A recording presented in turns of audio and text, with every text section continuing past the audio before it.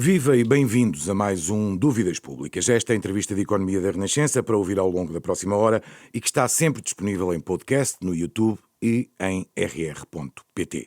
O nosso convidado de hoje vai levar-nos a falar de temas bem diversos. De negócios, de empresas, mas também de média ou de futebol. Formado em Engenharia Informática e de Computadores pelo Instituto Superior Técnico, criou a sua primeira empresa com apenas 20 anos de idade, uma empresa de software. E é como empresário que acabou por ficar conhecido, nomeadamente depois de entrar como acionista para um grande grupo de comunicação social. As características que lhe apontam batem certo com o mundo dos negócios: resiliente, determinado, perspicaz. Apaixonado pela história de Portugal, em particular pelos descobrimentos, tem no seu gabinete vários modelos de caravelas, mas no seu ambiente de trabalho também é possível encontrar uma edição da Arte da Guerra, de Sun Tzu. Não sabemos se leu a obra numa das viagens que faz habitualmente. Gosta de comer, e sempre que pode, não sabemos se para compensar, ainda anda de BTT, já foi campeão nacional da modalidade. Marco Belo Galinha, o presidente do Conselho de Administração do Grupo Bell e acionista da Global Média, é o convidado de hoje de Dúvidas Públicas, a uma entrevista conduzida por Sandra Afonso. E Arsénio Reis. Agradeço desde já ter aceitado o nosso convite. Acaba de regressar dos Estados Unidos, foi um dos poucos portugueses a acompanhar a tomada de posse de Donald Trump. Podemos concluir que apoia a política protecionista do novo presidente norte-americano? Eu gostava de vos dizer que eu sou um dropout do Instituto Superior Técnico. Eu acabei por não acabar o meu curso. Não vamos dar aso aí a algumas notícias. Eu estive lá há quase 7 anos, mas aprendi bastante, mas acabei por não terminar. Não sabia que não tinha terminado. Não terminei. Por isso disse, depois mas passei para os Estados Unidos, para outra escola. não que hoje isso seja relevante para a sua vida. Sim, mas eu gosto de uma questão de ser a verdade. Se eu acompanho... Se apoia a política protecionista de Donald Trump? Bom, eu gostava de responder de outra forma, que é, eu considero os Estados Unidos, através dos resultados e das suas presidências, e o Donald Trump, na presidência que teve, acho que tem uma saída de um excelente resultado da economia, e especialmente talvez a coisa mais importante é que não houve uma guerra. Acho que foi o único presidente na história dos Estados Unidos que não começou uma guerra. Isso, de facto, é uma coisa muito positiva. Eu considero que o presidente dos Estados Unidos é um exemplo de liderança. Claro que isto gera muitas polémicas. E também considero que ele é um negotiator, não é um terminator. Tem uma forma muito diferente de abordar os temas. Devemos estar a falar de um dos maiores especialistas de comunicação do mundo. Não podemos esquecer a posição que ele já tomou. E uma comunicação muito disruptiva que aquilo que nós conhecemos. Eu acho que concordo com a maioria das políticas dele, mas também concordo que nós temos de trabalhar todos em conjunto, e quero acreditar que ele vai trabalhar com a Europa e que vamos se entender e que vamos fazer o que é necessário para este planeta funcionar. E como é que olha para os receios de economistas, empresários, decisores políticos e, em particular, da Comissão Europeia sobre este segundo mandato de Trump? Eu acho que isso não se põe. O que nós temos que ter esperança e acreditar é que se usem os canais de comunicação certos para dialogar com o Sr. Presidente dos Estados Unidos e que a Europa atinja os objetivos. Agora, que não se faça como ouvi ontem, a chamar-lhe nomes no Parlamento Europeu, como vi ontem um vídeo a circular, um deputado da Dinamarca, salvo erro. O Donald Trump, se fosse um desportista, era um pugilista, era um campeão do mundo de pugilismo. Não é propriamente a melhor maneira de o abordar. E, portanto, ele é uma pessoa resiliente. Não podemos esquecer que é uma pessoa que tentaram fali-lo, o sistema tentou fali-lo, o sistema tentou prendê-lo e o sistema tentou matá-lo. Apesar de muita gente querer dizer que ele errou em muitas coisas, quer dizer, os processos começaram a ser mediáticos e a não ser julgados nos tribunais. Depois víamos procuradores a fazer encontros das 2 às 3 da manhã com outros procuradores e a fazer passagens de dinheiro. Aquilo era uma coisa tudo menos transparente. Quer dizer, o Donald Trump, no meu entender, estava de todas as formas a tentar ser incriminado e a ser julgado. Mas ele é o próprio a levar as discussões para a opinião pública, para a praça pública. Sim, foi uma maneira de defesa, porque os jornais, 99% só o atacavam.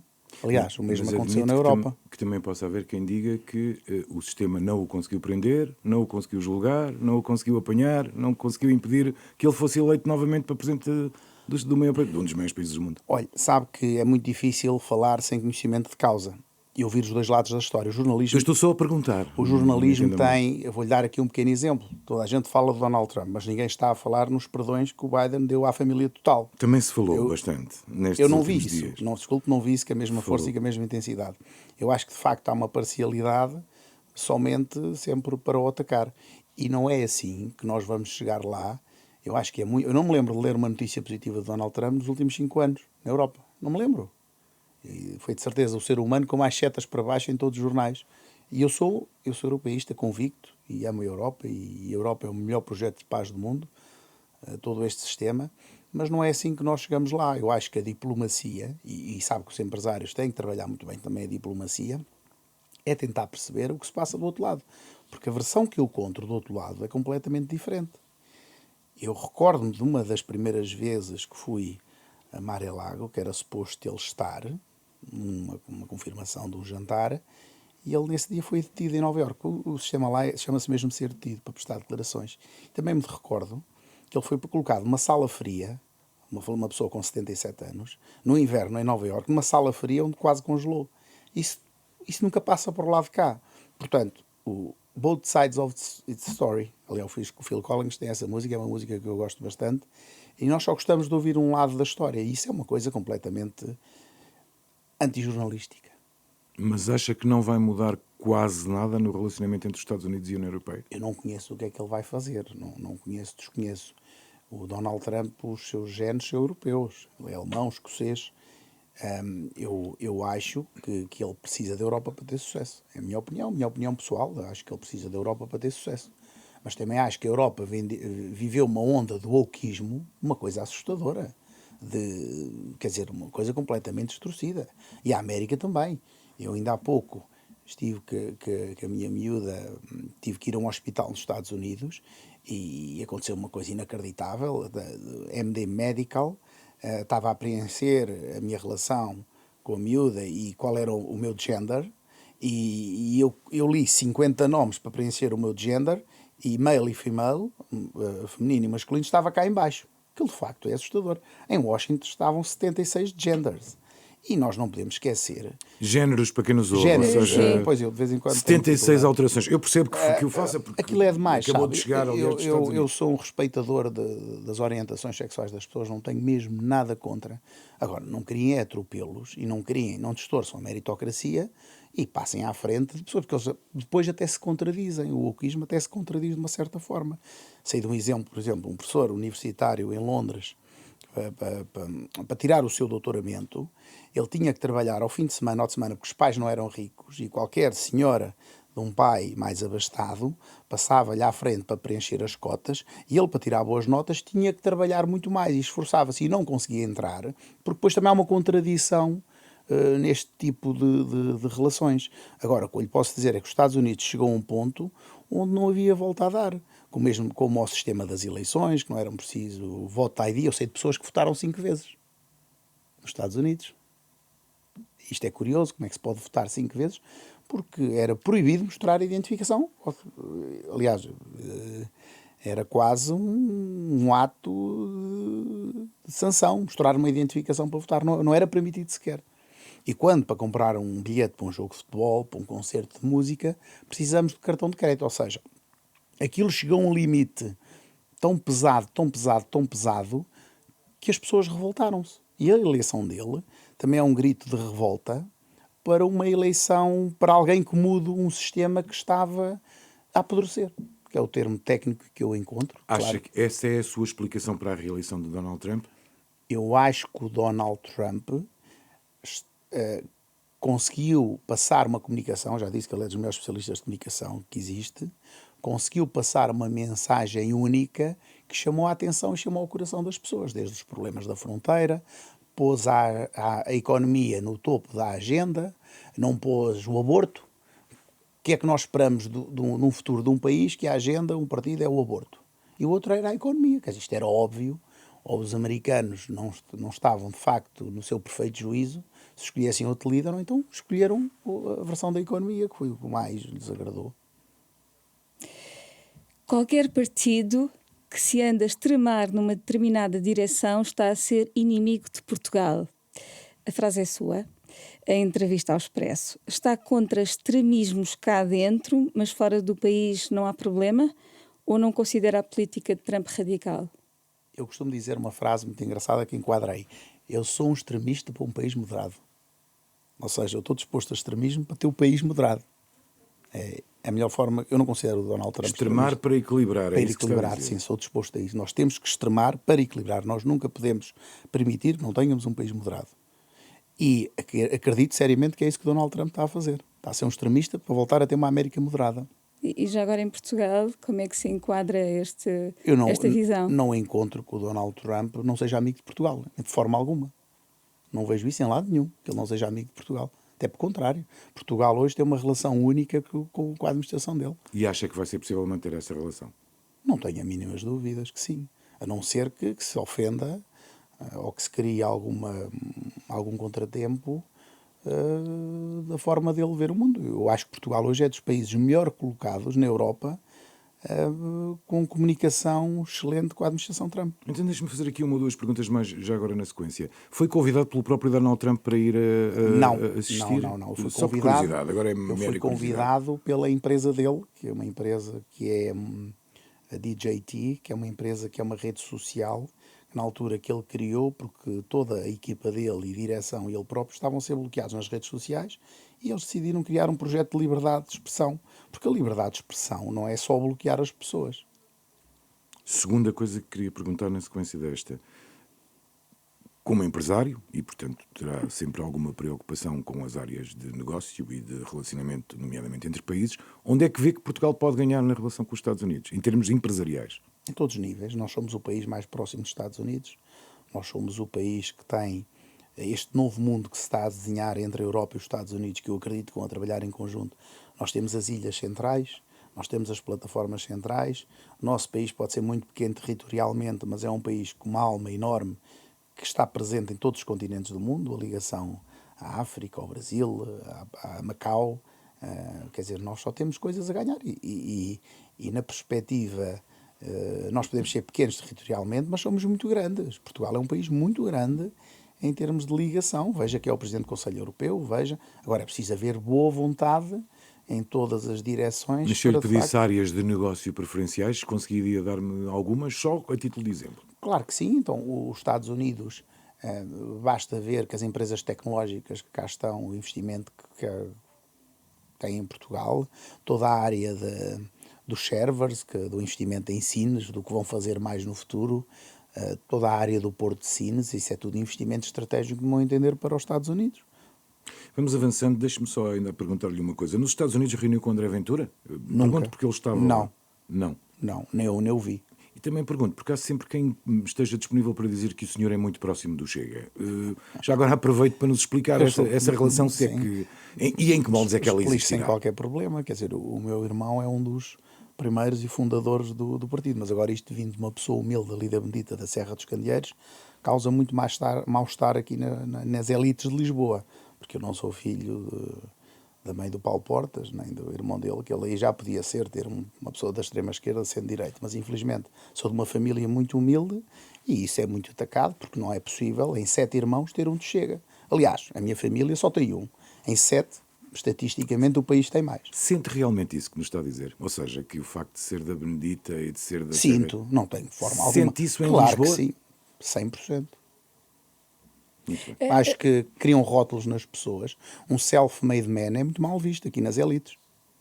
Se vocês não sentem isso é porque não estão no mesmo país. Não, o self-made man é uma coisa... Mas vindo de origens, eu vim de origens mais humildes. Humildes, certo? Claro que sinto, eu não sinto. Olha, veja o que fizeram, não estou a querer comparar, que sou uma gota d'água no oceano. O Belmiro de Azevedo na fundação, agora não lembro qual é a fundação no Porto, quando ele tentou entrar, até das cadeiras, o que se passou lá. Isto é típico. Não é por acaso que nós estamos nos últimos em todos os lugares de crescimento na Europa e a tendência é abrandarmos, não é crescermos. Porque houve um facto, um 25 de Abril, mas não houve uma revolução das mentes. As pessoas não querem abordar esses temas, porque são deselegante, Dão audiência, mas são deselegantes. Mudando de tema, porquê é que entrou no negócio dos mídia? Olha, eu já falei nisso porque foi a pessoa mais importante deste país, que eu tenho uma enorme estima e consideração. Fui chamado, se eu tinha capacidade de resolver esse problema, se havia essa possibilidade. Não me forçou em nada. Estamos a falar de... Eu não vou dizer nomes, sou uma das pessoas, ou seja, há várias pessoas importantes neste país. Não vou, porque é deselegante estar, quer dizer, para bom entendedor, meia palavra basta. Eu não queria dizer diretamente, mas fui chamado. Foi a primeira vez, a segunda vez. Foi Uma das chamada pessoas que bem? o tentou convencer foi o próprio não- Presidente da não- República. Isso é razoavelmente Sim, mas assumido, podia também digamos. ter sido em São Bento. Eu não disse quem era a pessoa. Certo. Era uma pessoa boa, que tinha bons valores de resolver um problema, porque iam 700 pessoas para o olho da rua na semana seguinte. Ou seja, o grupo tinha chegado a uma situação limite. Não havia dinheiro para pagar salários naquela semana. Não havia €1. As pessoas iam todas para o olho da rua na semana seguinte. Era chamado default. Como é que resolveu? Injetou dinheiro. Infelizmente, os problemas eram muito maiores que o que estavam na DD que foi feita. Estavam coisas escondidas debaixo do tapete. Houve um grande sacrifício para resolver aqueles problemas todos, da minha vida, da minha família, de todos nós, e conseguimos, de uma certa forma, equilibrar minimamente aquela estrutura. Eu diria que aquilo era um Titanic a meter água por todos os lados, e muitos violinos a tocar, e nós conseguimos deixar o Titanic de afundar. E pode dar-nos uma ideia de quanto é que já investiu até agora e já perdeu? O termo perder é muito relativo, sabe? Se o país ficou com menos wokeismo e com menos controle mediático, eu acho que só ganhei, porque eu também ganhei. Eu tornei aquele grupo mais isento e com mais liberdade democrática em termos de jornalismo. Eu acho que isso ganhámos todos. Com guerras pelo meio à conta disso. Com guerras pelo meio muito caras para a minha vida e para a minha família, que foi acusada de tudo e mais alguma coisa. Coincidente, estava cá quase há 20 anos e de repente passou a ser acusada de tudo e mais alguma coisa. Porque de facto havia um monopólio e um partido político que manda nos mídia. Os jornalistas não gostam de abordar essa questão com medo de represálias. Mas eu assumo sem qualquer problema.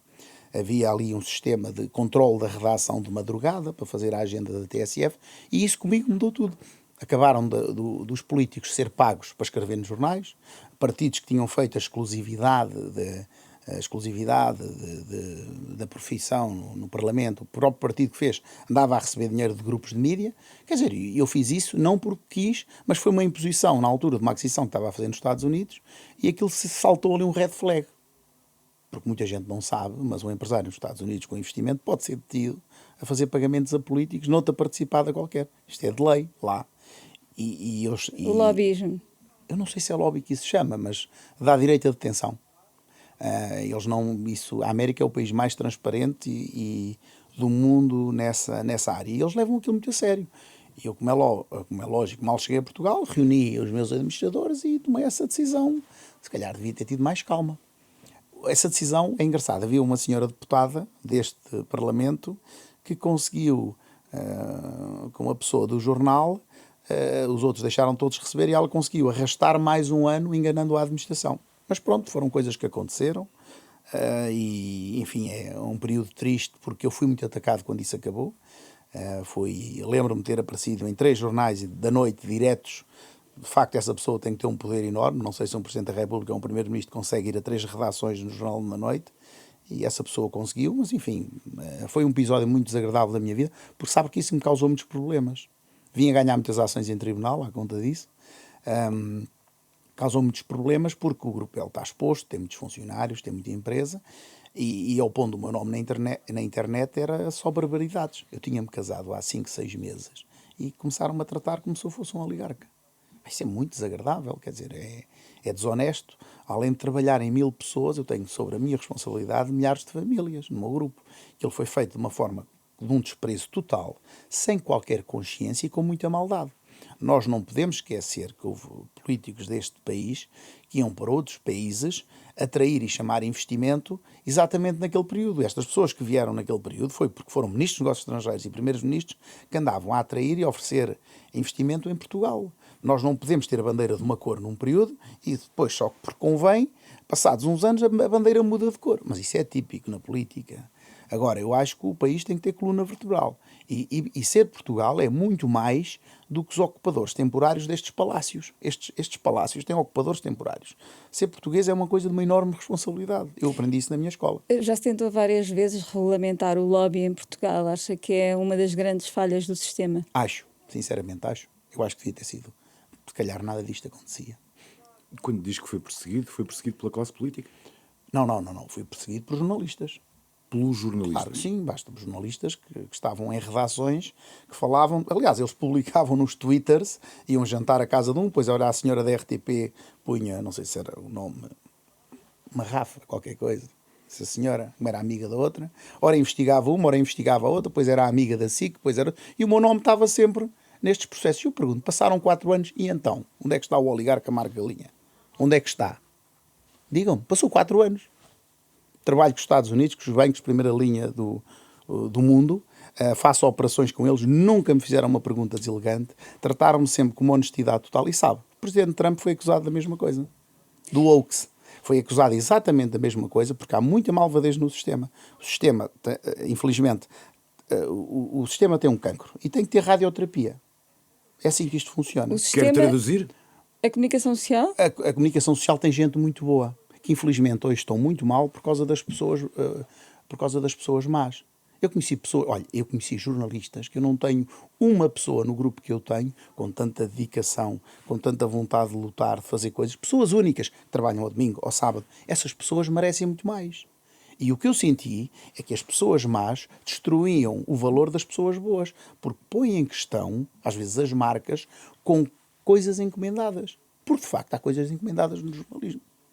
Se os senhores não sabem disso... Não é do meu conhecimento, e se fosse, claro. teria a bondade de o denunciar. Olha, eu quando comprei a maior biorefinaria do mundo, tinha um sócio meu, eu comprei a maior biorefinaria do mundo na Finlândia, tinha um sócio meu que fizemos uma transação única, o EBITDA duplicou no primeiro ano, e ele depois queria-me comprar a minha parte, e tinha que pagar uma quantia muito grande, por causa de um acordo parasocial. Sabe o que é que ele fez? Foi pagar a uma agência de comunicação. E houve um senhor, ainda tenho aqui os mails que lhe posso mostrar, mandavam mails às 7h30 da noite, olha, estou a fechar o jornal, quero responder aqui a 50 perguntas, e no outro dia era capa. O que é que os senhores acham disto? Digam-me lá. Depois eu vim a saber quanto é que ele pagava a essa agência de comunicação. Há bom e mau jornalismo, como o Marco consentirá que há bons e maus empresários. Sim. E eu estou a entrar num papel em que não quero entrar, porque eu não estou... Este não é um programa de debate, é um programa sim, mas eu pergunto de a vocês, mas não sabem que isto existe? Que fazem perguntas no fecho da redação, com 50 perguntas, agora responda, a senhora jornalista não sabe que isto existe? Eu sei que nós colocamos timings para respostas em alguns casos, não normalmente tão apertados como Sandra, esse. Com o devido respeito, sabe ou não sabe que isto existe? É que eu mostro-lhe os mails, vários que me fizeram isto. Sabe o que é que aconteceu? Tive que chegar a um acordo com ele, desistir das ações judiciais e dei-lhe a empresa dada, porque eu pressava constantemente nos jornais. Se um dia quiser, eu mostro-lhe os mails, quem é que faz isto. Até sei quem é a agência, não vou dizer por uma questão de deselegância, pois estas agências têm mais poder e daqui a uns meses ou semanas começam a sair mais notícias. Sem contestar o que está a dizer, podia ter-se defendido também. E defendi-me. Sabe como é que eu me defendi? Diga. Investi também no jornalismo, tornei-o melhor, mais transparente. Foi o meu maior ato de defesa que eu podia. Eu pensei seriamente, como jovem que estava a iniciar uma carreira empresarial, isto não é possível. Isto é um mundo de uma podridão total.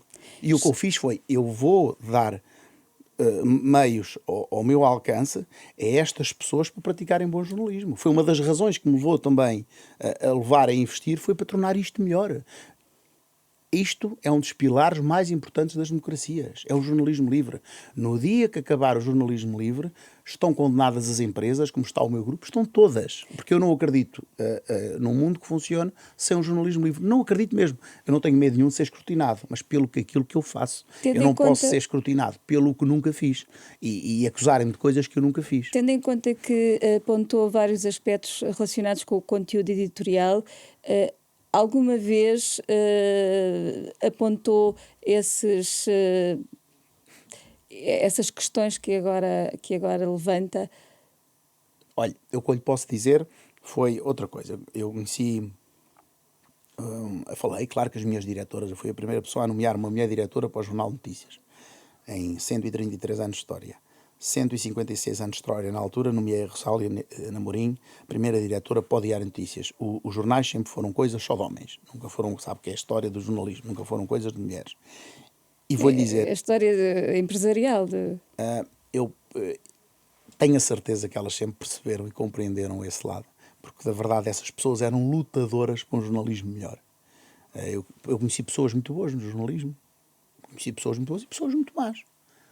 Felizmente, a maioria são boas. Como em todas as profissões, Marcalinha, perdoa-me dizer-lhe isto, mas é como em todas as profissões. Mas esta posição tem uma responsabilidade maior. Você Claro faz que hoje sim. uma capa de um Claro jornal que sim. sobre um banco, faz hoje uma capa de um jornal, que é o capital de confiança de uma notícia, pode ser enviesada, aquilo destrói completamente. Olha, o debate, diga-me, o jornalismo, se foi correto antes da eleição do Trump. E a Kamala ganhar, a Kamala ia ganhar, o Trump era isto, era um bandido, era isto, era aquilo, era aquilo outro. Quer dizer, não era aquilo que eu via na rua. Então, afinal, onde é que estão esses comentadores todos? Que diziam que... Percebe? Não podemos misturar comentário com notícia. Jornalistas também. Mas também eles eram jornalistas. Eles estavam a fazer jornalismo. Então, voltando ao início de toda esta conversa, ainda não nos deu uma ideia do que é que investiu e do que é que terá Mas para vir ia até, lá chegar. até Ia lá o chegar. momento. A Global Media até hoje, aproximadamente, a Global Media, aproximadamente 30 milhões de euros. Que já investiu. A palavra investir, entrou lá esse dinheiro. Dinheiro. Nós tivemos que, repare, entretanto, depois foi vendida, depois foi comprada, mas o que aquilo carburou, que gastou, foi 30 milhões de euros. Do que investiu o Marco Galinha, recuperou tudo o que investiu? Não. Não, mas acredito que vou recuperar. Por duas maneiras. Tenho um país mais livre, mais independente, e o grupo que eu represento, que tem quase 0,5% do PIB português, também está melhor. E as empresas que querem crescer também estão melhor. Eu hoje acho que é quase impossível fazer esse tipo de jornalismo de encomenda, chamado jornalismo de envelope. E a situação financeira da Global Media? A Global Media, não sei se hoje não é de uns grupos na melhor situação financeira em Portugal. Não tem dívida? Deixa-me explicar, não tem dívida, qualquer dívida bancária. Se honrarmos os contratos assinados, tudo for honrado, os contratos assinados de venda das marcas ANI, a Global Media está numa situação, está a receber faseadamente ao longo do tempo, está a resolver os temas do passado, quer dizer, mas é uma empresa sem dívida nenhuma bancária. A tempestade que enfrentou caiu completamente, caiu 60% da receita. Isso torna muito mais difícil a gestão da empresa. Mas eu diria que a empresa está com menos 90% de problemas que o que tinha no passado. Mas mantém a intenção de reduzir a exposição aos mídias, ou seja, vender? Mas eu já reduzi quase ao máximo. Eu já não tenho Quer dizer controle. que já não vai vender mais? Não disse isso. Não disse isso. Eu sempre disse que estava em desinvestimento nos mídia. Mas também não posso permitir que qualquer acionista entre, até por experiência do que aconteceu no passado, que entre. É bem possível que entre mais um investidor nas marcas da Global Media. É bem possível. Um grande player da Europa. Já tem interessados? Temos. Estamos a falar do New York Times português. Agora, não vou permitir que seja um projeto que não seja completamente credível ou à prova de bala. Desta vez sabe quem são os donos? Isso é uma falsa questão, desculpe lhe diga com devido respeito. Quando fiz o negócio da Finlândia foi com um fundo que me emprestou o dinheiro. Na altura foram 65 milhões de euros, a operação foi em cento e muitos. Eu nunca conheci os donos do fundo. Eu conheço os representantes. Então, nós fazemos... Há uma vez alguém que conhece os donos do fundo, isso nunca existe. Nós lidamos com os representantes, com os gestores, e eu acreditei que era a mesma experiência que tinha no passado. Foi isso. O que é conhecer os donos? Um empresário que hoje há muitos, que faz um investimento em determinada área, um family office, ou um fundo que tem 5 mil milhões, que faz um investimento de 7, acha que ele alguma vez vai conhecer uma participação tão pequena? Não, isso é irrealista. Estão nomeados os diretores, as pessoas que eu conheci. Naquele caso fui à Suíça fazer reuniões, aquilo que estava lá, as salas, aquilo era tudo físico, existia. Não percebo. Levantei as contas da Deloitte, do Banco de Investimento, naquele processo, tudo limpinho, transparente, só não percebi foi o que aconteceu em Portugal, que de um momento para o outro aquilo despistou-se completamente de uma velocidade nunca vista. Mas depois de toda esta polémica, não ficou com curiosidade de perceber quem é que mandava afinal naquele... Já fiz várias tentativas, já conheci até algumas pessoas, um que diz que é este, que é aquele, já conheci pessoas que dizem representar, o que eu acredito seriamente que foi um grupo de empresários do Brasil e de outras entidades de língua portuguesa, que era o que estava estabelecido desde o início, que fizeram aquele fundo. Foi o que eu sempre percebi. Mas nunca conseguiu associar caras ou nomes? Não. Acredito seriamente que haja representantes, pessoas que falam. Houve amigos que me abriram Eu tive um grande empresário da Suíça, um grande empresário, não, um CEO de um grande empresário da Suíça, que me disse: Marco, isto é tudo gente boa que estão por trás destes projetos. Quer dizer, neste caso era uma pessoa que tinha casado com uma portuguesa, ainda por cima, minha amiga há 20 anos, e toda a gente me garantiu que aquilo era boa gente, com reputação, com credibilidade. Só não serviu para Portugal, quer dizer, mas eles não tinham só este investimento, tinham vários. Agora, eu não dei a estudar exatamente aqueles fundos fechados, que são opacos, não dá, aquilo chega a um ponto, não dá para estudar. Mas olha que há bancos que têm fundos desses, há grupos de mídia que também têm fundos desses, têm menos participação. Se o Estado apoiasse mais a comunicação social, o Marco admitia abandonar essa sua intenção de desinvestimento? Não, porque, olha, está a falar numa excelente questão. Eu acho que o que faz a comunicação social é só serviço público. Certo. Nós corremos... Estamos de acordo que deveria ser a sua Sim, principal mas eu não percebo porque é que estão particulares sempre a perder dinheiro a fazer serviço público. E depois há um concorrente que recebe centenas de milhões, e que é indiscutível, que eu não estou a pôr em causa que recebe, e as outras empresas estão a fazer serviço público. Eu acho que a Europa está a cair no seu próprio erro, criou uma forma de abrir um espaço completamente desregulado, onde há uma falsa liberdade de informação, que são estas coisas, estes fenómenos que estão a acontecer nas redes. Quer dizer, eu acho aquilo assustador, porque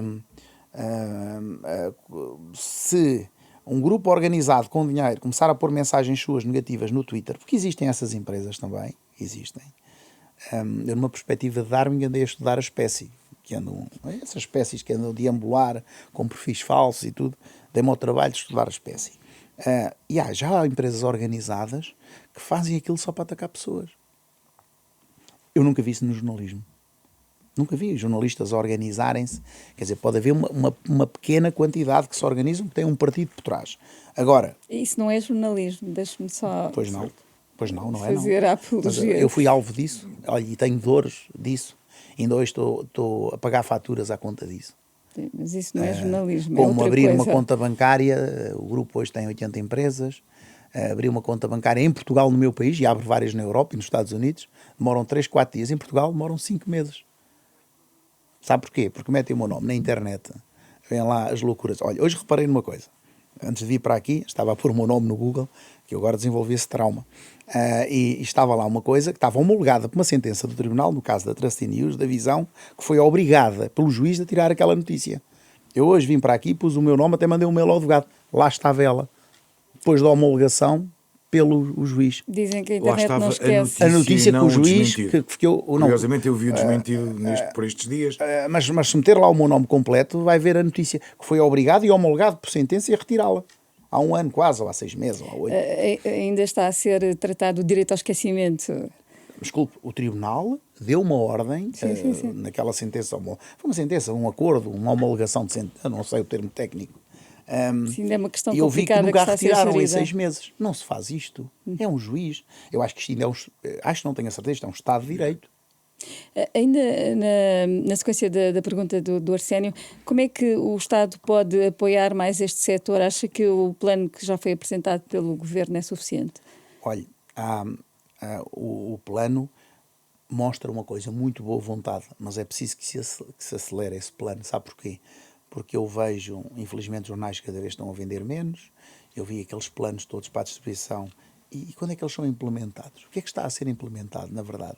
Eu acho que há uma lentidão tão grande a aplicar as coisas que pode pôr em risco, de facto, algumas empresas. E nós estamos a viver uma fase que vê-se empresas de mídia a entrar nas últimas linhas de sobrevivência.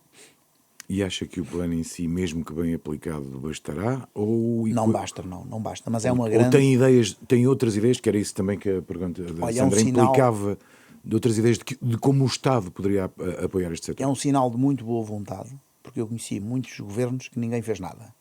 Pelo menos tivemos um executivo que apresentou um plano que já se pode dizer que é qualquer coisa. Porque eu via muitas falsas promessas, pessoas que viram os grupos de mídia completamente a afundar, e sendo um pilar principal, não é o quarto poder, para mim é o pilar estrutural da democracia. Permitiram que isto acontecesse e não fizeram nada. Agora, eu não estou a dizer que se tem que desviar dinheiro para os mídias, tem que criar mecanismos, não sei se é nas assinaturas no IRS, nas escolas, nos quartéis, distribuir jornais, porque a literacia económica, mesmo no interior do país, infelizmente já não está a chegar. Há muitos sítios onde não se consegue, e este governo que lá criou uma lei onde os jornais voltaram a chegar aos locais mais remotos do país. Eu nunca vi essa vontade a fazerem isso em Portugal. Olha, estão a fazer qualquer coisa. Se é suficiente, acho que não. Por falar nisso, adquiriu 100% da VASP, uma empresa de distribuição de imprensa. Este não é um negócio deficitário? Infelizmente, a VASP é o único monopólio que durante muitos anos esteve praticamente a perder dinheiro com a distribuição. É engraçado. Deve ser o único monopólio mundial que perdia dinheiro na distribuição. Felizmente hoje está melhor, mas continua. A VASP depende de 70% dos resultados, não tem nada a ver com a distribuição de jornais. A VASP é um operador logístico. Está com uma transformação enorme para outras áreas de negócio. Nós estamos a lutar a VASP para ser um dos melhores operadores logísticos de Portugal. Mas infelizmente a parte dos jornais está numa luta total, porque é fácil perceber porquê. Porque se os jornais estão em queda, imagine se cai um grupo como a Trusty News, os outros grupos vão ter que pagar mais para a distribuição de jornais. A VASP não pode fazer distribuição de jornais a perder dinheiro, porque senão o Conselho de Administração da VASP não pode tomar decisões com que se faça dumping comercial. Não pode ter uma atividade que seja um prejuízo. Felizmente a VASP hoje tem as suas contas equilibradas, mas no passado teve anos muito maus, de perder mesmo muito dinheiro. Aliás, está espelhado nos resultados da empresa. Hoje, 70% dos resultados vêm fora dos jornais. De onde? Negócios, logística, nós temos estoque de produtos onde fazemos entregas nacionais no dia seguinte de várias marcas. Posso lhe dar aqui vários casos, mas a VASP tornou-se um operador logístico fiável. A VASP tinha rácios de qualidade muito maus quando nós comprámos, e hoje temos os melhores rácios de qualidade dos melhores de Portugal. Está integrada no Grupo Bell, faz distribuição também no Grupo Bell? Faz. Okay. Nós temos muitas sinergias com a VASP, partilhamos muitos clientes. Já agora, voltando só um bocadinho atrás, de tudo, por tudo, até por tudo o que disse, acha que a comunicação social pode alguma vez ser um negócio rentável ou não? Fiquei sem perceber qual era a sua opinião. Eu acho que vai ser. Ou então, esqueçam a democracia, como ela existe. Se a comunicação social não se tornar um negócio rentável, esqueçam a democracia hoje como existe. Porque, repare, onde é que está o juiz imediato das ilegalidades, da corrupção? Para mim é os jornalistas. Isso é uma reflexão muito clara que os políticos têm que fazer. Esqueçam, então, isto tudo que nós andámos a lutar durante anos. Eu não acredito que é sequer possível, se não se tornar rentabilidade, porque eu vejo os acionistas a cair. Há várias empresas que estão a cair. Eles não estão a cair por má gestão, isso é falso. Eles estão a cair por uma atividade completamente que tornou-se deficitária, porque, de repente, não se criaram leis e mecanismos de apoiar este serviço público. E deviam-se ter criado. A responsabilidade disto é dos políticos do passado. Permitiram que isto acontecesse. E agora estão-se todos a queixar das redes sociais. Todos queixam, mas deixaram cair o jornalismo. E olha que é muito pouco dinheiro. Eu acho que 25% da RTP, do que gasta por ano, dava para manter uma comunicação social totalmente saudável. Não estou a criticar a RTP, mais uma vez. Eu gosto muito da RTP. Aliás, é dos poucos canais que eu vejo. Tive a RTP2, mas sou contra também a proporção que tem de custos perante o serviço público, porque eu acho que qualquer meio de comunicação social faz serviço público. Isso quer dizer que, sem criticar, podia ser gerida de outra forma? Sim, eu quando vi aquela senhora que fez aquela reportagem completamente enviesada sobre mim, completamente falsa, ela estava a fazer uma frete à amiga. A amiga que está sempre a trocar mensagens no Twitter, que estão lá públicos, combinar jantares, tudo. Eu senti que o meu dinheiro público, eu também sou contribuinte deste país, estava a ser usado indevidamente, de uma forma ilegal e incorreta. Até desconfio qual é que será o partido dessa senhora. No âmbito da comunicação social já ouvi defender fusões e aquisições no setor. Quais? Olha, sabe que nós chegámos a um limite que acho que já não pode haver muitas mais. Eu estou em coisas pequenas, sim. Coisas pequenas, imagino. De facto, os grupos de comunicação social estão reduzidos. Por exemplo, a Global está mal. Fazia todo sentido fazer uma fusão com a Trusty News, se fosse viável. E o Estado tem que olhar para isso com atenção, porque, repare, o que é que agora acontece se a Trusty News cair? O Estado não vai receber o dinheiro, é óbvio. Também é muito injusto os impostos que não foram pagos por uma empresa que toda a vida contribuiu e pagou os impostos, que é, por exemplo, o caso da Média Livre, ou outras, como a Renascença. É muito injusto e muito ingrato. É chamado de manter os nados mortos vivos. E a pluralidade? Como é que funciona? Se um dia cairmos só num grupo ou Há um dois, limite para as fusões, não é? está a ver, há um limite. Mas eu Em concordo todos com os isso. setores e neste Sabe que ainda eu mais também fui sensível. aprendendo ao longo do tempo. Porque, por exemplo, eu agora penso só em criar, sim senhora, faz aqui uma fusão completa e como é que isto fica? Muito perigoso. Olha, para mim isso é dos sinais mais perigosos também da democracia, é só ver pouca expressão acionista. Nós já percebemos porquê, até estes fundos próprios que querem entrar, quer dizer, eu acreditei que era sempre no bom sentido, mas é preciso perceber, e estas autoridades têm toda a legitimidade para escrutinar, para que mantenha aqui um certo equilíbrio. Vou terminar com uma pequena provocação para fecharmos aqui digamos, este capítulo da comunicação social. Acha que a sua imagem saiu prejudicada com a entrada nos média, ou na comunicação social, ou pelo contrário saiu beneficiada porque tornou uma pessoa conhecida? Nas pessoas inteligentes saiu beneficiada. Nas pessoas mal formadas saiu prejudicada. Mas não está arrependido? Não, de forma alguma. Eu fiz... repare, eu imagino, todos nós vamos com a nossa consciência à noite para a cama. Eu estou em perfeita sintonia com a minha consciência e fiz tudo ao meu alcance para fazer o melhor. Passei os limites aceitáveis e causou muitos problemas. Imagino, o Grupo Bell, quando teve aquela participação com dimensão dos mídias, só tinha problemas nos bancos. Sempre que eu queria fazer uma operação nova, só arranjei problemas. Ia para um departamento especial de análise financeira porque tinha uma participação dos mídias com exposição. Ou seja, o meu grupo começou a entrar num nível de dificuldade de gestão que tinha uma participação dos mídias. Porque as leis, de facto, estão feitas mesmo para o jornalismo ficar à deriva. Não sei quem é que fez estas leis, ou alguém fez. Porque o que eu senti, eu ia para um departamento especial. Houve bancos que cortaram completamente relações connosco só porque eu tinha uma participação de mídia. E foram bancos que trabalhavam connosco há 20 anos. Mesmo mantendo os lucros. Não há hipótese nenhuma. Vai para um departamento especial onde eles querem saltar fora. Felizmente também houve aqueles casos excepcionais que mesmo sabendo, porque eles têm que estar sempre a justificar, mas tem o departamento de risco, mas vai para um departamento especial que tem uma percepção dos mídias. Eu diria que ter mídia é igual a uma pessoa ter ébola nas empresas. Não é muito diferente, é verdade, é contagioso. Um dia, se quiser, perde uma tarde com a minha financeira e ela explica-lhe. Foi tão grave que ela uma vez esteve para ser testemunha num processo completamente limpo e ela disse, eu nunca na minha vida, até à minha cartinha de admissão, não apareço cá mais. Sim. Porque as pessoas não querem ter nada a ver com isto. Mas sabe que eu nasci ali perto da batalha dos terrenos no Álvares Pereira. Eu acho que ele viesse cá agora e ia com uma espada e cortar umas cabeças. E aqueles terrenos também me inspiraram. Marquelinho, vamos falar de outras batalhas então. Este sábado vai festejar com adeptos benfiquistas o aniversário de Eusébio, que faria 83 anos. Uma festa antes do encontro do Benfica com o Casa Pia em Rio Maior. Vai como adepto e como candidato à presidência? Vou só como adepto.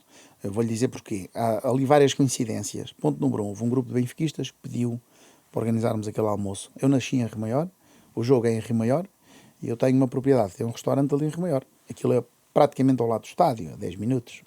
E é um convívio, quer dizer, isso gerou aí digamos, um nível de informação, porque há muita gente preocupada, se eu sou candidato. Eu nunca disse que era, em público. E eu mas há vou-lhe muita perguntar, gente mas preocupada. pondera ser candidato à presidência? Agora a falar a sério, pondera ser candidato desde que à aqui estou, presidência? tenho estado a falar Não, sério. eu percebo, mas obviamente eu percebo que tem que fazer alguma gestão de informação. E, portanto, Sim, deixe-me o que lhe dizer. pergunto é, pelo menos pondera ser candidato à Sabe, presidência? quando eu chego a casa, com quem é que eu estou? Com a minha família. E até agora não senti o apoio. Se eu sentir que... Porque isto é muito duro para a família. Isto é um nível de exposição assustador. Isso quer dizer que a sua candidatura depende do apoio da família? Depende, sim. Eu não quero estar a tomar decisões depois das que passei nos mídia, de ser perseguido. E não quero voltar a ser perseguido. E eles têm que sentir que isso pode acontecer novamente. Portanto, se eles sentirem um Mas apoio... isso significa que o Marco Galinha tem vontade de ser candidato, mas espera que isso não altere a sua... Eu tenho outra vontade. O seu conforto eu familiar. tenho alinhado isso. no nível do pensamento que o Benfica é das melhores, se não a melhor coisa que Portugal tem, a melhor marca, temos Cristiano Ronaldo também, mas tem um tempo limite de vida, é a marca que nós temos desde os descobrimentos que pode levar o país mais longe. Eu digo a marca destes descobrimentos porque é futebol e nós perdemos quase tudo. E na dimensão mundial, nós hoje só somos grandes no futebol. Se olharmos para a nossa liderança, quando o mundo estava dividido desde das Tordesilhas, nós perdemos quase tudo. E é incrível. E hoje continuamos a liderar no futebol, mas nunca liderámos num clube. E eu sou um homem é tudo sedes na minha vida. E sou também o 7º filho. E nasci às 7 da manhã. E acho que os astros estão alinhados para criar ali um projeto único. Agora, eu tenho que sentir o conforto das pessoas que estão ao meu lado. Já porque eu lhes devo muito, porque também estão ao meu lado nas alturas difíceis. Mas tem vontade em relação ao desafio? Ou seja, o que lhe pergunto era um desafio aliciante para o Marco olhar para, como disse, a grandeza de um clube como o Benfica e pensar numa liderança que o projetasse para o patamar que entende que ele deve ter? O Benfica é mais que um clube de futebol. Só quem não conhece o Benfica é que não sabe do que é que nós estamos a falar. O Benfica é uma coisa única. É um drive único que, quando ganha, o PIB português sobe. Eu acho que é um mecanismo único que deve atingir a liderança da Europa. E acho que há condições para isso. É preciso gestão séria, credível, de primeira linha. E esse desafio, de uma certa forma, entusiasma. Mas isso é um percurso que tem que ser corrido. Tinha que encontrar um CEO para o Grupo Bell, tinha que fazer essa transição e não quero acreditar que isto se faz assim às 3 pancadas. Agora, nós reunimos informação, fizemos um levantamento total, não baixei os braços, não disse que não, mas também não disse que sim. É isto que eu lhe posso responder. Além da família, a sua candidatura também depende do apoio da família benfiquista. Sabemos que já há alguns nomes que estão consigo, como Varandas Fernandes, João Pinheiro, Vítor Santos. Há nomes dos quais não prescinde? Olha, é curioso. Uma vez nós organizámos um almoço nesta mesma propriedade, onde foram 22 pessoas, e é curioso que só falam sempre nas pessoas que estão a tentar rotular algumas ligações ao antigo presidente do Benfica. O que eu lhe posso dizer é que essas pessoas há mais? Quer dizer alguns? Não vou dizer, mas é assim, só falam nas pessoas que estão a tentar rotular ao presidente Vieira, que é de muita forma injusto tanto para as outras e também é injusto para ele, que não foi julgado e foi julgado na praça pública, percebe? Eu acredito na justiça e o homem, coitado, foi condenado de uma forma transversal na praça pública e acho que não foi julgado e não foi julgado em processo nenhum. E também é preciso reconhecer que ele, quando chegou ao Benfica, as contas estavam todas partidas. Eu estou só a falar do que eu tive uma vez ou 2 vezes na minha vida com o Sr. Luís Filipe Vieira. E estão-me a dizer que eu sou o front-runner dele, ou o testa de ferro, não é? Falso, completamente falso. O que eu sei dele é só uma coisa. É quando ele chegou ao Benfica que ele estava tudo partido. E quando ele saiu, as contas não estavam assim tão más. E vamos ver como é que está o futuro. Tem ideia, ou pelo menos vou fazer a pergunta ao contrário, que é mais correto. Como é que avalia a atual situação financeira do Benfica? É preocupante? É equilibrada? Eu só acho uma coisa. Eu já acho que o Rui Costa é uma instituição do Benfica. Eu gosto do Rui Costa, como jogador de futebol, como tudo. Quase todos os benfiquistas partilham acho desse que é uma princípio. instituição, um homem que tem um valor incalculável. Eu acho que o próprio Rui Costa percebe as minhas palavras. E se ele fosse um pouco mais estudioso aos pormenores financeiros, ele se calhar percebia que aquele não é o caminho. O que eu vejo é os custos a aumentar muito e a receita a diminuir. Faz-me lembrar da Global Media, sabe? A Global Media era assim, foi assim, custos a aumentar, receita a cair. E chegou um dia que a coisa corre mal. Agora, os sócios do Benfica não merecem isso. Mas é assim, eu gosto de criar soluções construtivas. Eu não sou daquelas pessoas só de apontar o dedo, porque não é desvalorizar uma marca ou ofender uma marca que nós conseguimos alguma coisa. Eu acho que os sócios do Benfica têm que escolher de uma forma livre e também devem criar condições e não criar bloqueios, porque eu sei que há muita criatividade e muitas manhas ali para afastar candidatos. Há ali pessoas muito criativas que são capazes de fazer muitas manhas para afastar candidatos e isso é antidemocrático. E importante ali é que façam o seu melhor. Agora, o que me preocupa da gestão financeira é os custos aumentarem. Eu estudei as contas ao pormenor.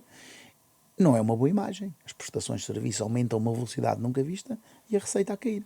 É uma questão temporal até ter agora, o Benfica é muito grande, que ele não é o fim do mundo. Mas o Benfica merece ter uma gestão como o Bayern de Munique. É um clube com dimensão na Europa, sem dívidas nenhumas, pessoas profissionais e exemplares e que estão lá porque não precisam do clube. E que deve continuar a ser dos sócios. Claro, eu só acredito clube, no Benfica. digamos assim. Sócios. Eu acho que o Benfica tem que ter sócios que tragam valor para o Benfica. Não tem que ter sócios que se aproveitem do Benfica.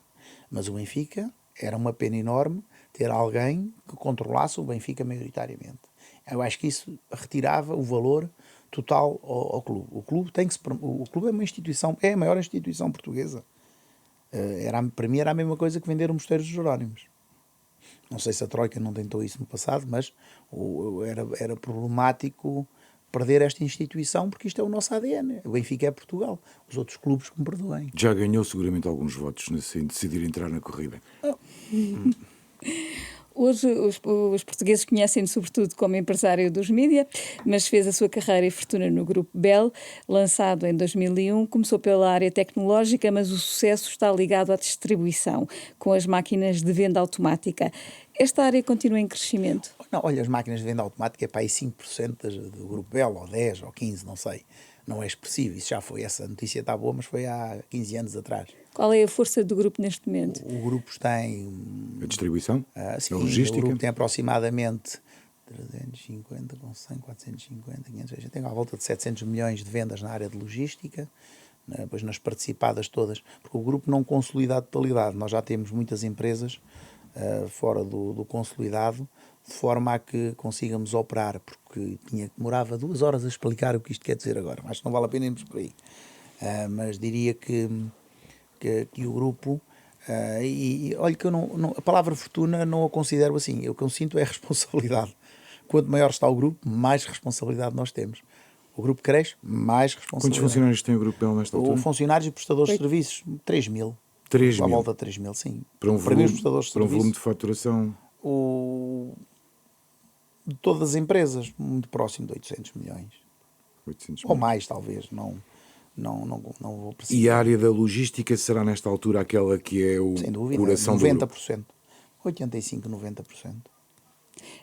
Como empresário, como é que avalia as políticas do atual governo?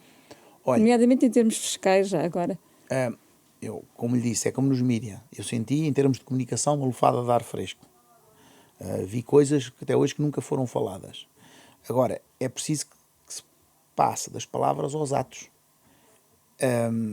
Eu acho que também não podemos estar a pedir responsabilidades a pessoas que estão lá há muito pouco tempo e que têm uma forma completamente difícil de passar o que quer que seja. Não tem o controle da Assembleia. Agora, há uma coisa que eu sei.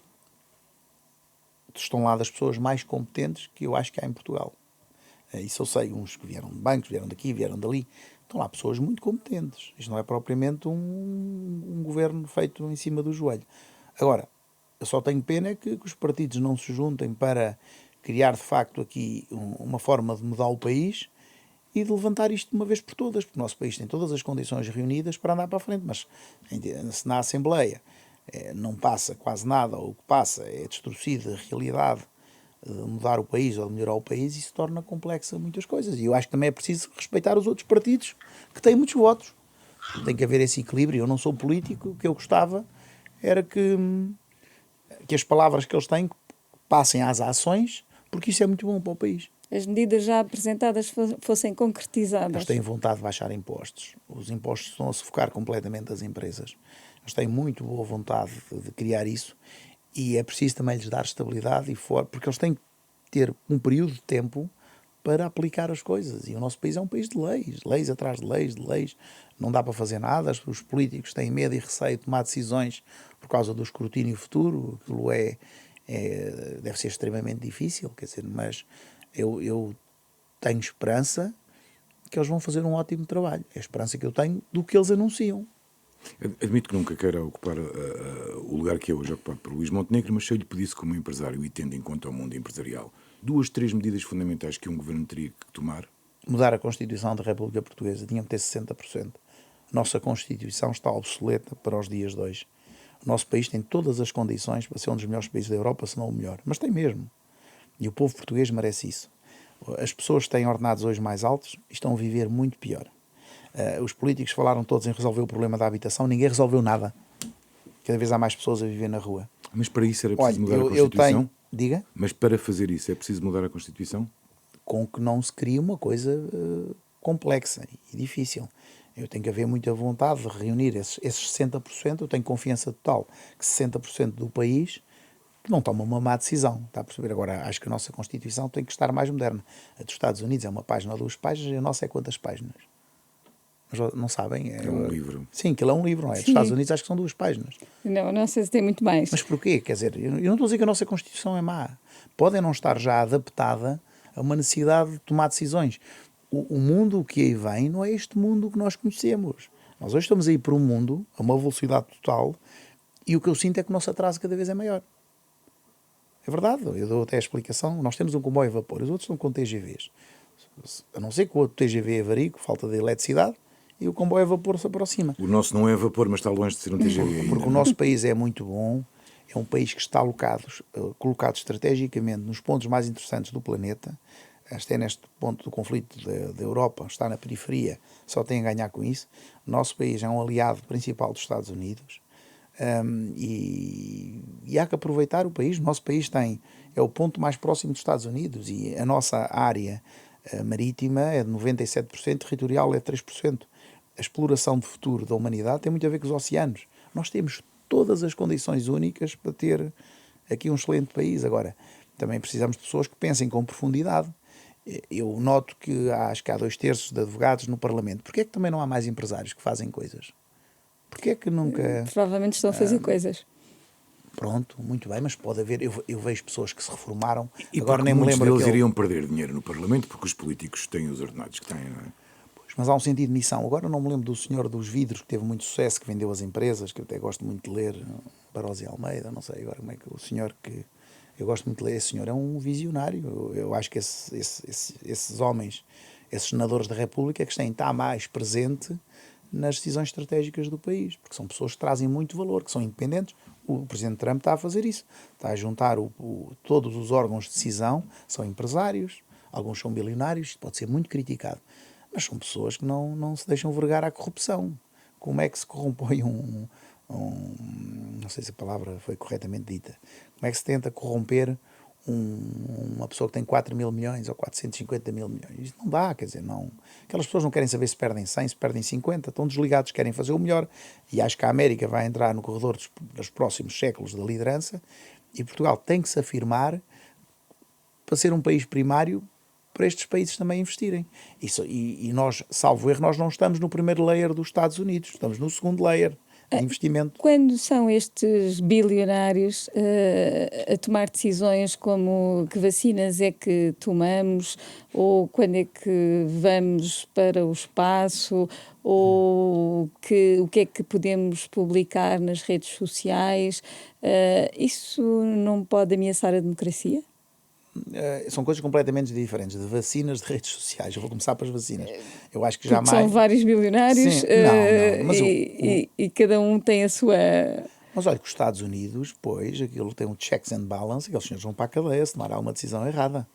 Os Estados Unidos é uma democracia que funciona muito bem. Quem tomar uma decisão errada, tenho a certeza que vai ter o seu julgamento no futuro. O presidente dos Estados Unidos não tem assim tanto poder como as pessoas pensam. Ele tem ali uma elite que manda verdadeiramente dos Estados Unidos. Funciona muito bem. E não se pode tomar decisões erradas.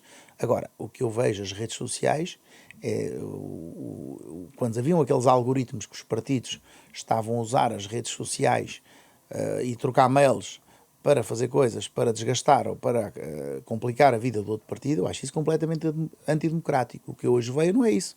O que eu hoje vejo é que as redes começam cada vez a estar mais abertas e mais livres. O que eu vejo é exatamente o contrário, ou seja, está a haver uma pressão para abrir completamente o bloqueio. Eu nunca fui bloqueado em rede nenhuma social. Deixe-me só então fazer-lhe uma pergunta para terminarmos, e é uma provocação. Proclama com frequência interesse nos negócios espaciais. Quer ser o Elon Musk português? Não. Olha, deixa-me dizer uma coisa. Eu acho que há tanta coisa. Eu adoro a exploração espacial, mas acho que há tanta coisa para fazer neste planeta. Eu não é por acaso por o admirar. Eu admirei porque quando ele começou eu disse que ia ser o homem mais rico do mundo. Eu já tive aliás, na altura até partilhei com o Miguel Milhão, e ele deixava, não, esse homem vai falir. Não, vai. E partilhei também com o Banco dos Estados Unidos e também ganhei muito mais respeito por ter acertado. Ele é completamente disruptivo e visionário naquilo que faz. Mas eu discordo com ele em muitos pontos. Percebe? Eu acho que, por exemplo, a exploração espacial é muito importante. Mas nós, este pixel do universo, é muito giro olhar para o planeta Terra de fora. Isto é um pequeno pixel. Este pequeno pixel tem que resolver estes problemas atuais, porque senão pode ser interrompida de uma vez por todas a exploração espacial para sempre. Não é tipo uma fuga para a frente, vamos para lá que isto pode implodir. Não. Vamos a resolver aqui primeiro os problemas em casa para fazer as coisas no futuro. E acho que isso é um erro das lideranças deste mundo, que permitem que estes problemas e estes conflitos que possam destruir a humanidade. E acho que nós nunca tivemos tão próximos, num auge de guerrilha mundial, de problemas como que estamos hoje. É a minha opinião. Estamos mesmo a terminar. Antes pedimos-lhe hoje, também a si, o que pedimos sempre aos nossos convidados, que escolham uma música que de uma forma ou de outra lhes tenha, digamos, marcado a vida. Quer dar-nos conta da sua escolha e explicar um bocadinho só para quem nos ouve? Quero. Sabe porquê? Porque eu gosto muito da cultura russa. Há pessoas maravilhosas da Rússia a viver em Portugal e sinto que essas pessoas são alvo... É a origem da sua esposa, se não estou em erro? Nasceu e foi com 7 anos viver para a Áustria. Acho que essas pessoas estão de facto a sofrer tanto. Eles têm uma cultura linda, têm os melhores escritores do século XIX, os melhores compositores, e eu também gostava de deixar esta música também um bocado em respeito à cultura, que é das culturas mais importantes do mundo, e também passarem a mensagem. Eles não precisam de guerra para nada, porque eles de facto são bons naquilo que fazem. E gostava de ver o mundo em paz e que essas pessoas tenham o valor que devem na ginástica, no desporto, nos valores culturais. Isto é uma música que eu gosto desde pequenino. É curioso, é uma música que eu gosto, Waltz of Flowers, do Tchaikovsky. É uma música que eu adoro e sempre que posso com a minha mulher, é das poucas músicas que eu danço com ela. Muito bem. A escolha musical de Marco Galinha, presidente do Grupo Bell, o convidado de hoje deste Dúvidas Públicas, a quem agradeço e a quem já agora convido a ouvir mais a Renascença para melhorar a sua imagem sobre a forma como se faz informação. Este programa teve o cuidado técnico de Beatriz Garcia, a sonoplastia de João Campelo, a imagem de Lara Castro. Deixe-me dizer uma coisa, a Renascença é dos poucos casos, há alguns, de bom jornalismo em Portugal. Eu tenho essa, e sou ouvinte da Renascença, não muito, mas sou. Agradeço-lhe a opinião. Até para a semana. Até para a semana. Obrigado.